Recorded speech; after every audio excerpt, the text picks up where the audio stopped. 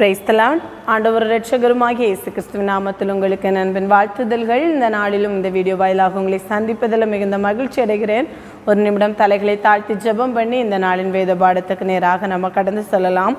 அன்புள்ள இயேசப்பா, இந்த நாளில் உம்முடைய பாதத்தில் கடந்து வந்து உம்முடைய வேதத்தின் மகத்துவங்களை கற்றுக்கொள்ள எங்களுக்கு கிருபை தந்தீரே. அதற்காக உமக்கு நன்றி செலுத்துகிறோம். நாங்கள் கற்றுக்கொள்ளுகிற வேத பாடங்கள் எங்களுக்கு பிரயோஜனமாக இருக்கட்டும். ஆண்டவரே, நீங்கள் வழி நடத்துங்க. துவக்கம் முதல் முடியும் மட்டும் கிருபையும் பிரசன்னம் கூட இருக்கட்டும். இதை பார்க்கிற தம்முடைய மக்களுக்கு இது பிரயோஜனமாக இருக்க என் தேவன் நீர் உதவி செய்யுங்க. நீரை மகிமைப்படுங்க. மீட்பர் இயேசு கிறிஸ்துவின் நாமத்தில் ஜெபங்களும் நல்ல பிதாவே, ஆமேன் ஆமேன். இன்றைக்கும் நம்ம எசேக்கியேல் தீர்க்கதரிசன புத்தகத்தை பற்றி தான் படிக்க போகிறோம். இதுவரைக்கும் நம்ம ஏசாயா, எரேமியா, புலம்பல் 3 தீர்க்கதரிசன புத்தகங்களை பார்த்துட்டோம். இன்றைக்கி எசேக்கியேல் தீர்க்கதரிசன புத்தகம் பெரிய தீர்க்கதரிசன புத்தக வரிசையில் 4வது இடம் பெற்றுள்ள இந்த எசேக்கியேல் தீர்க்கதரிசன புத்தகத்தை பற்றி தான் நாம் பார்க்க முடியும். இந்த எசேக்கியேல் தீர்க்கதரிசன புத்தகத்தின் தலைப்பிலேருந்தே நமக்கு தெரிஞ்சது. இந்த எசேக்கியேல் தீர்க்கதரிசன புத்தகத்தை எழுதினவர் யார் அப்படின்னா எசேக்கியேல். எசேக்கியேல் என்கிற ஒரு தீர்க்கதரிசியினால் எழுதப்பட்டது. இந்த எசேக்கியேல் யார் என்றால் ஒரு ஆசாரிய வகுப்பை சார்ந்தவர். பூசி என்னும் ஒரு ஆசாரிய வகுப்பிலே பூசி என்னும் ஒரு ஆசாரியனுடைய குமாரனாக இருந்தவர் தான் இந்த எசேக்கியேல். இதை நம்ம 1ஆம் அதிகாரம் 3வது வசனத்தில் பார்க்கிறோம்.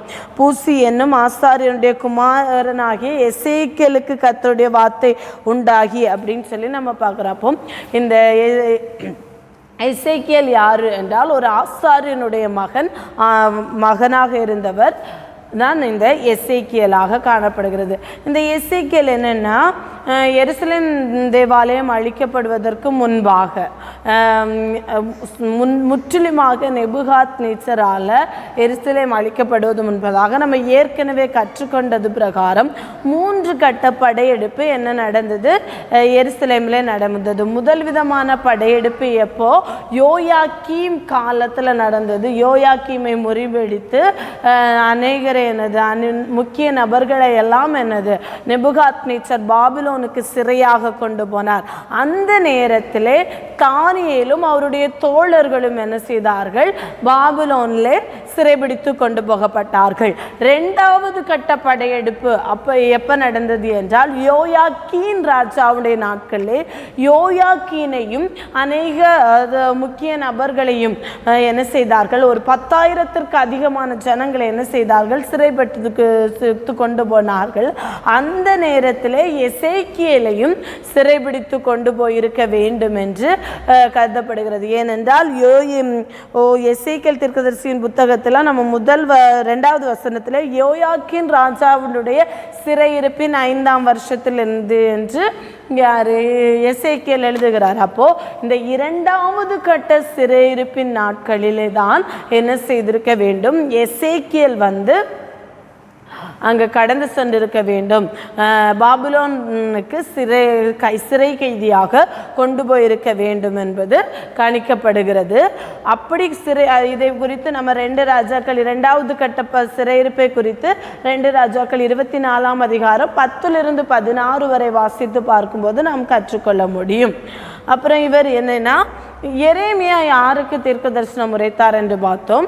அதாவது சிறையிருப்பிலிருந்து மீந்திருந்த எருசலேமிலே மீந்திருந்த ஜனங்களுக்கு, சிறையிருப்புக்கு போகும் முன்பாகவே ஜனங்களுக்கு தீர்க்க தரிசனம் உரைத்து கொண்டே வந்தார். எரேமியாவின் முதிர் வயதிலே சிறையிருப்பிலிருந்து மீந்திருந்த ஜனங்களுக்கு எருசலேமிலே தீர்க்க தரிசனம் உரைத்ததை குறித்து பார்த்தோம். தானியேல் எங்கு தீர்க்க தரிசனம் உரைத்தார் என்று பார்த்தால், தானியேல் என்னது பாபிலோன் ராஜாவினுடைய கொல்லும் மண்டபத்திலே இருந்து பேசினார். ஆனால் இந்த எசேக்கியேல் யார் என்றால் சிறை கைதியாக கொண்டு போகப்பட்டு ஜனங்களுக்கு பேசினதை பார்க்க முடியும். பாபிலோனுக்கு தென் திசையில் சுமார் 100 மைல்களுக்கு குறைவான தூரத்தில் பாபிலோனின் ஆறுகளில் ஒன்றான கேபார் நதி அண்டையிலே இருந்து சிறை பிடித்து கொண்டு போகப்பட்ட பாபிலோனில் சிறையிருப்பில் இருக்கிற ஜனங்களுக்கு இந்த எசேக்கியேல் என்ன செய்தார், தீர்க்க தரிசனம் உரைத்ததை குறித்து பார்க்கிறோம். எரேமியா, எசேக்கியேல், தானியேல் இவர்களெல்லாம் சமகால தீர்க்கதரிசிகள். ஆனால் எரேமியா மீந்திருந்த அவருடைய முதிர் வயதிலே மீந்திருந்த ஜனங்களுக்கு தீர்க்க தரிசனம் உரைத்தார். ஆனால் இந்த தானியேலோ அவர் என்ன செய்தார்? அரசவையிலே, கொலு மண்டபத்திலே, பாபிலோனுடைய அரசவையிலே, பாபிலோன் ராஜாவின் அரசவையிலே உட்கார்ந்து தீர்க்க தரிசனம் உரைத்தார். ஆனால் இந்த எசேக்கியேலோ என்னதுன்னா கேபார் நதி அண்டையிலே இருந்து கொண்டு சிறைபிடித்து கொண்டு போகப்பட்ட சிறை கைதிகளாக பாபிலோனிலே இருக்கிற அந்த ஜனங்களுக்கு இவர் தீர்க்க தரிசனம் உரைத்ததை நம்ம பார்க்க முடியும். இன்னும் இந்த எசேக்கியேல் என்னன்னா இளம் வயதிலே தீர்க்க தரிசனம் உரைத்திருக்கிறதாக வாய்ப்பு இருக்கிறதாக இளம் வயதிலேயே இவர் என்ன சிறைபிடித்து கொண்டு போகப்பட்டிருக்க வாய்ப்பு இருப்பதாக சொல்றாங்க. ஏனென்றால் 30 வயதிலே ஆசாரியர்களாக என்னது ஆசாரிய வம்சத்தில் உள்ளவர்கள் ஆசாரிய பணிக்கு கடந்து வரலாம். அதனால இவர் என்னது ஆசாரிய பணி செய்யவில்லை. ஏனென்றால் இவர் இந்த எசேக்கியேல் தீர்க்க தரிசன புத்தகம் எழுதும்போது 30ஆம் வருஷம் 4ஆம் மாசம் 5ஆம் தேதியிலே நான் கேபார் நதி அண்டையில் இருக்கும்போது, அப்ப 30ஆம் வருஷம் சொல்லும்போது அவர் 30 வயது உடையவராக இருக்கும்போது யோயாக்கின் ராஜாவுடைய சிறையிருப்பின் 5ஆம் வருஷம். அப்போ 5ஆம் வருஷம் யோயாக்கின் கூட இவர் சிறைபிடித்து கொண்டு போகப்பட்டிருக்க வேண்டும் என்றால் 20, 25, 26 வயதுக்குட்பட்டவராக இருக்கும்போது இவர் என்ன செய்ய வேண்டும்? இவரை சிறைபிடித்து கொண்டு போயிருக்க வேண்டும். அதனால் இவர் என்ன செய்யவில்லை? ஆசாரிய வகுப்பில் பிறந்தவராக இருந்தாலும், ஆசாரிய கோத்திரத்திலிருந்து வந்தவராக இருந்தாலும், ஒரு ஆசாரிய பணியை செய்து கொண்டிருந்தவருடைய மகனாக இருந்த போதிலும் ஆசாரியனாக பணி செய்யாதபடி தீர்க்க தரிசனம் உரைத்ததை பார்க்க முடியும். இவர் எப்போது தீர்க்க தரிசனம்? எரேமியாவின் ஊழியத்தின் இறுதி நாட்களிலும் தானியேலின் துவக்க நாட்களிலும் இவர் என்ன செய்தார்? தீர்க்க தரிசனம் உரைத்ததை பார்க்க முடியும். இந்த எசேக்கியேல் தீர்க்க தரிசன புத்தகத்தில் 48 அதிகாரங்களும் 1273 வசனங்களும் காணப்படுகிறத பார்க்க முடியும். இன்னும் இந்த தீர்க்க தரிசன புத்தகம் எழுதப்பட்ட காலம் எவ்வளவு அப்படின்னு நம்ம பார்த்தோம்னா, எசேக்கியேல் தீர்க்க தரிசன புத்தகத்தை பொறுத்தவரை தீர்க்க தரிசனங்கள் மிக துல்லியமாக எழுதப்பட்டிருக்கும் என்பதை நம்ம பார்க்க முடியும். இவருடைய முதலாவது தீர்க்க தரிசனத்தை எப்போ ஆரம்பிக்கிறாரு? யோயாக்கின் ராஜாவினுடைய 5ஆம் வருஷத்திலே ஆரம்பிக்கிறதை குறித்து பார்த்தோம். அப்போ யோயாக்கின் ராஜாவுடைய 5வது வருஷத்திலே ஆரம்பித்து இந்த எசேக்கியேல் தீர்க்க தரிசன புத்தகம் முழுவதையும் நம்ம ஆண்டு கால வரிசைப்படி அடித்தப்பட்டோம்னா இதில் எல்லா இடத்துலையும் யோயாக்கின் ராஜாவினுடைய இத்தனாவது வருட சிறையிருப்பின் இந்த வருடத்தில் சொல்லி 27 வருடங்கள் அதிகபட்சமாக 27 வருடங்கள் வரை இந்த கால வரிசையிலே நாம் இதை சற்று கூர்ந்து கவனித்து வாசித்து பார்த்தால் நாம் கண்டுகொள்ள முடியும். அதை 29ஆம் அதிகாரம் 17ஆம் வசனத்திலே 29ஆம் அதிகாரம் 17ஆம் வசனத்திலே தான் 27ஆம் வருஷத்திலும் சொல்லப்பட்டிருக்கும். 12ஆம் வருஷம், 13ஆம் வருஷம், 8ஆம் வருஷம் அப்படின்னு சொல்லி அநேக வருடங்கள் இந்த இதில் கால வரிசைகள் குறிப்பிடப்பட்டிருக்கும். அப்போது இது மேக்சிமம் எப்போனா 27ஆம் வருஷம் சொல்லப்பட்டிருக்கிறதை பார்க்க முடியாது. 29ஆம் அதிகாரம் 17ஆம் வசனத்தில் குறிப்பிடப்பட்டிருக்கு. அப்போது இந்த 5க்கும் 27க்கும் இடைப்பட்ட காலம் 22 வருடங்கள். இந்த 22 வருட காலத்தில் எழுதப்பட்ட தீர்க்க தரிசனம் தான் இந்த எசேக்கியேல் தீர்க்க தரிசன புத்தகம். ஏற்கனவே பார்த்தோம், 3 கட்ட படையெடுப்பிலே முதலாவது கட்ட படையெடுப்பாக தானியேலும் அவரை சேர்ந்த நண்பர்களும் கடந்து சென்றாங்க. 2வது கட்டமாக எசேக்கியேல் கடந்து சென்றார். அடுத்ததாக 3வது கட்ட படையெடுப்பு இந்த நாட்களிலே 2ஆம் கட்ட 3ஆம் கட்ட படையெடுப்பு நாட்களிலே இவர் என்ன செய்தார் என்றால் தீர்க்க தரிசனம் உரைத்ததை நாம் என்ன செய்ய முடியும்? பார்க்க முடியும். அடுத்ததாக நாம் என்ன பார்க்கணும்னா, இந்த நூலின் பின்னணியும் கருப்பொருளும் என்ன அப்படின்னு பார்த்தோன்னா, அதாவது இஸ்ரவேல் ஜனங்கள் இப்போ எங்கே இருக்காங்க? சிறையிருப்பில் இருக்காங்க. சிறையிருப்பில் இருக்கிற ஜனங்களுக்குடைய முக்கிய நோக்கம் என்னென்னா, நம்ம உடனடியாக நாடு திரும்ப வேண்டும், உடனடியாக எருசலேமுக்கு கடந்து சென்ற வேண்டும், உடனடியாக நம்ம போய் ஏதாவது ஒரு வழி திறக்காதா என்பது தான் எனது இஸ்ரவேல் ஜனங்களுடைய நோக்கம். ஆனால் ஆண்டவருடைய நோக்கம் என்ன? அவங்க முதலாவது தேவன் அண்டைக்கு கடந்து வர வேண்டும் என்பது தான் ஆண்டவருடைய நோக்கமாய் காணப்பட்டது. இதை குறித்து தீர்க்க தரிசனம் சொல்லப்பட்டது தான் இந்த நூலில் அதிகமாக. ஆண்டவர் அண்டைக்கு திரும்பும்படியாக எசேக்கியேல் என்ன செய்கிறார் என்றால் தீர்க்க தரிசனம் உரைக்கிறதை பார்க்க பார்க்க முடியும். இந்த எசேக்கியேல் தீர்க்க தரிசன புத்தகத்தை நம்ம 3 பிரிவுகளாக பிரிக்கலாம். முதல் பகுதி என்னன்னா, முதல் பகுதியில் என்ன சொல்லப்பட்டிருக்கு அப்படின்னு பார்த்தோம்னா, யூதாவின் பாவத்தை எடுத்துரைத்து என்ன செய்கிறாங்க. இப்போ ஃபர்ஸ்ட் சொல்றாரு யூதாவின் பாவம். அவர் ஃபர்ஸ்ட் கட்டமாக என்ன செய்வோம், 2வது கட்டமாக தீர்க்க தரிசனம் சிறையிருப்புக்கு போயிட்டாரு. அப்போ அவர் என்ன செய்கிறார், இன்னும் சிறையிருப்பு நடக்கும் என்கிற காரியத்தை என்ன செய்கிறார், முதல் பகுதியில் பார்க்க முடியும். என்ன சொல்கிறார், நீங்கள் இந்த பாவத்தை எல்லாம் செஞ்சிட்டீங்க, தொடர்ந்து மக்கள் சிறை பிடிக்கப்பட்டு அழிக்கப்பட்டு எருசலேம் நகரம் அழிக்கப்படும் என்பதை குறித்து தீர்க்க தரிசனம் முதல் பகுதியில் சொல்கிறார். 2ஆம் பகுதி பார்த்தீங்கன்னா, இஸ்ரவேலின் அண்டை நாட்டினருக்கு தீர்க்க தரிசனம் எடுக்கிறார். நீங்கள் வேற்று விக்கிரகங்களை வணங்கினதற்காகவும் யூத ஜனங்களை கொடுமைப்படுத்தினதற்காகவும் குற்றவாளிகளாக தீர்க்கப்படுவீர்கள் என்பதை குறித்து 2வது பகுதியாக தீர்க்க தரிசனத்தை இந்த புத்தகத்திலே நம்ம பார்க்க முடியும். 3வது பகுதியாக இஸ்ரவேல் யூதா என்று பிரிந்திருக்கிற 2 ராஜ்யங்களும் முன்பு போல என்ன செய்யும், முழு இஸ்ரவேல் ஜனங்களும் முன்னிருந்த நிலைக்கு சீர்படுத்தப்பட்டு ஒன்றிணைக்கப்படுவார்கள். மக்கள் தங்களுடைய பாவங்களுக்காக மனம் வருந்தி மாற்றம் அடைகிற போது தேவன் தமது ஆவியை அவர்களுக்குள்ள வைப்பார். மேசியா தம்முடைய மக்களிடமாக வந்து அவருடைய கடைசி எதிரியையும் அளிப்பார். ஆலயம் திரும்ப எழுப்பப்பட்டு கர்த்தருடைய மகிமை அங்கு திரும்ப வந்து தங்கும். அதாவது கடைசி நாட்களில் இஸ்ரவேல் துளிர் விட்டு தளிர்க்கும் என்பதை குறித்து ஆண்டவர் இந்த இடத்திலே கடைசி கட்டமாக எசேக்கியேல் மூலம் தீர்க்க தரிசனம் சொல்லப்பட்டிருக்கிறதை பார்க்க முடியும். 3 பகுதி. முதல் பகுதி யூதாவின் பாவத்தை குறித்தும் வந்திருக்கிற ஜனங்களுக்கு இதோட சிறைப்பிடிப்பு முடிந்து போகாது, இன்னும் சிறைப்பிடிக்கப்படும், தேவாலயம் அழிக்கப்படும், நகரம் ஒன்றுமில்லாமல் நாசமாக்கப்படும் என்பதை குறித்து சொல்லுகிறார். 2வது பகுதியாக அண்டை நாட்டினர்களுக்கு தீர்க்க தரிசனம் வருகிறார். 3வது பகுதியாக என்னது, இன்றைக்கு நீங்க பிரிந்திருக்கிற 2 நாடுகளும் என்ன செய்வீங்க, 2 இதா புரிந்திருக்கிறீங்க, மீண்டும் பழைய நிலைக்கு ஒன்றிணைக்கப்பட்டு மேசியாவின் நாட்களில் எல்லா எதிரிகளும், இஸ்ரவேலுக்கு விரோதமாக எழும்பி இருக்கிற எல்லா எதிரிகளும் அழிக்கப்படுகிற ஒரு நாள் வரும். ஆலயம் திரும்ப எழுப்பப்பட்டு கர்த்தருடைய மகிமை அங்கு நிற்கிற நாள் வரும் என்பதை குறித்து இந்த அதிகாரத்தில் அவர் எழுதியிருக்கிறதை நம்ம பார்க்க முடியும். இன்னும் பார்த்தீங்கன்னா, இந்த தீர்க்க தரிசன புத்தகம் மற்ற தீர்க்க தரிசன புத்தகங்களை போல, அதாவது ஏசேயா போலவே எசேக்கியேல் என்னன்னா முழுவதும் காலத்து வரிசையில் எழுதப்பட்டிருக்காது.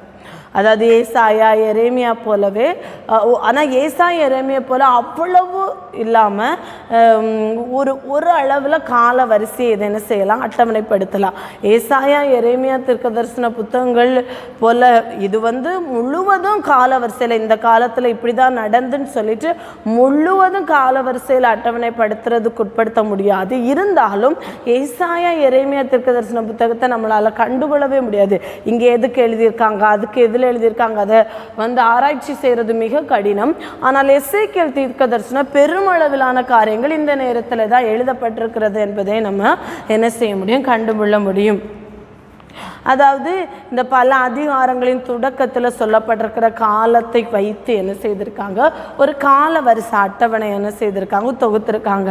அது எப்படின்னா, யோயாக்கீன் ராஜாவின் சிறையிருப்பின் 3ஆம் வருடம், சிறையிருப்பின் 5ஆம் வருடம் அப்படின்னு சொல்லி யோயாக்கீன் ராஜாவின் சிறையிருப்பின் அந்த நாட்கள்லேருந்து கணக்கெடுத்து நம்ம அதை ஆராய்ச்சி செய்து பார்த்தோம் என்றால் 5ஆம் ஆண்டு யோயாக்கீம் ராஜாவின் சிறையிருப்பின் 5ஆம் ஆண்டில் 1 to 7 வரை உள்ள அதிகாரங்கள் எழுதப்பட்டிருக்கலாம்.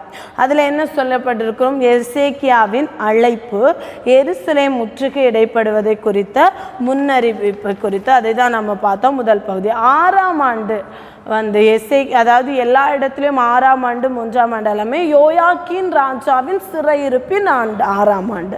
மக்களின் நிலை குறித்த முழு ஆய்வு, வரவிருக்கிற தண்டனைகளை குறித்து என்ன செய்கிறார், திரும்ப முன்னறிவிக்கிறார். 7ஆம் ஆண்டில் பார்த்தோம்னா 20 to 23 வரை உள்ள அதிகாரங்கள் புதிய கடிந்து கொள்ளுதலும் திரும்பவும் கடிந்து கொள்ளுகிறார். வரவிருக்கிற அழிவை குறித்து திரும்பவும் முன்னறிவிக்கிறார். 9ஆம் ஆண்டு 24, 25 அதிகாரத்தில் முற்றுகை தொடங்கிய ஆண்டு நகரம் நொறுக்கப்படும் என்பது என்னும் அறிவிப்பு. அதாவது இந்த 9ஆம் ஆண்டுல தான் யோயாக்கின் ராஜாவின் சிறையிருப்பின் 9ஆம் ஆண்டுல தான் என்ன செய்தார், நெபுகாத்நேச்சார் திரும்ப என்ன செய்தார், எருசலேமை முற்றுகை போட்டார். அதை முற்றுகை தொடங்கிய ஆண்டு அந்த ஆண்டு அந்நகரம் திரும்பவும் நொறுக்கப்படும், திரும்பவும் ஒரு அழிவு வரும் என்பதை குறித்து அவர் என்ன செய்கிறார், தீர்க்க தரிசனம் உரைக்கிறார். இன்னும் அடுத்தது பார்க்கணும்னா அம்மோன், மோவாப், பெலிஸ்தர் ஆகியோருக்கு எதிரான தீர்க்க தரிசனங்களும் இந்த 9ஆம் ஆண்டிலே தான் சொல்லப்பட்டிருக்க வேண்டும் என்று கணிக்கப்படுகிறது. 11ஆம் ஆண்டு 26லிருந்து 28 வரை உள்ள அதிகாரங்கள் தீர்வுக்கு எதிரான தீர்க்க தரிசனம். 18 மாத முற்றுகைக்கு பின்பு எருசலேம் அழிக்கப்படுதல். எனது முதலாவது அழிக்கப்படுகிறது 9ஆம் ஆண்டில் முற்றுகை போடப்படுகிறது. 11ஆம் வருடத்தில் என்ன செய்யப்படுகிறது, அழிக்கப்படுகிறதை குறித்து பார்த்தோம். 10ஆம் ஆண்டில் 29ஆம் அதிகாரம் 1லிருந்து 16 வரை உள்ள வசனங்கள் என்னென்னா, 10ஆம் ஆண்டில் நடந்த சம்பவங்கள், எகிப்துக்கு எதிரான தீர்க்க தரிசனங்கள். 27ஆம் ஆண்டில் நடந்த சம்பவங்கள் 29ஆம் அதிகாரம் 17வது வசனத்திலிருந்து 30ஆம் அதிகாரம் 19வது வசனம் வரை. 11ஆம் ஆண்டில் 30ஆம் அதிகாரம் 20வது வசனத்திலிருந்து 31ஆம் அதிகாரம் 18 வரைக்கும். அதுலேயும் எகிப்துக்கு எதிரான தீர்க்க தரிசனம் சொல்லப்பட்டிருக்கிறதை பார்க்க முடியும். 12ஆம் ஆண்டில் 32லிருந்து 34 வரை உள்ள அதிகாரங்கள் எகிப்துக்கும் எதிரான தீர்க்க தரிசனம், உண்மையற்ற ஆட்சியாளர்களுக்கு எதிராக கடிந்துரைக்கிற தீர்க்க தரிசன வார்த்தைகளை நம்ம பார்க்க முடியும். இந்த 35ஆம் அதிகாரம் மட்டும் ஒருவேளை 12ஆம் ஆண்டில் நடந்திருக்கலாம், அல்லது 12ஆம் ஆண்டுக்கும் 25ஆம் ஆண்டுக்கும் இடையிலே நடந்திருக்கிற சம்பவம் சேயீர் மலை தண்டனை குறித்து சொல்லப்பட்டிருக்கும். அடுத்ததாக திரும்ப 36லிருந்து 39 வரைக்கும் 12ஆம் ஆண்டிலே நடந்த சம்பவம் ஆறுதலின் தரிசனங்கள்.